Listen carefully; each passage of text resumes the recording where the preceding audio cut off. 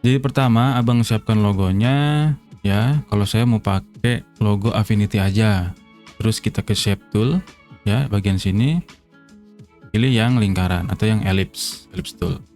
Terus kita buat di sini ya, tahan shift. Nah, segitu. Move tool. Terus kita ganti jadi stroke. Dari sini ya. Kita switch. Fill-nya kita matikan. Nah, gitu ya.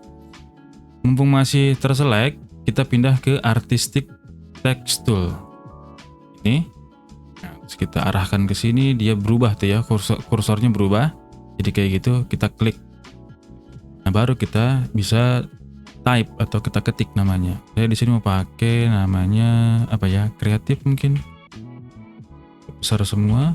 Kreatif Freedom. Yoi ya. Terus fontnya mungkin mau saya ganti jadi Della Gothic One.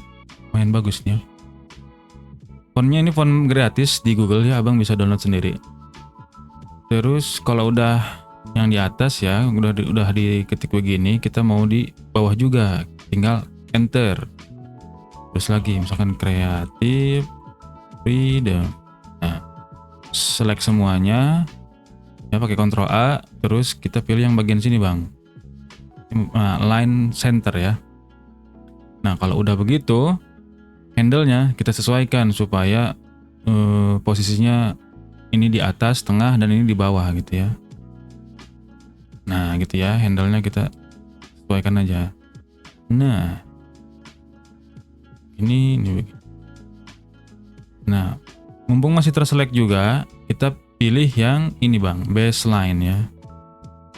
Jadi supaya si teksnya itu ada di tengah-tengah garis lingkaran itu ya. Jadi tinggal kita slide aja.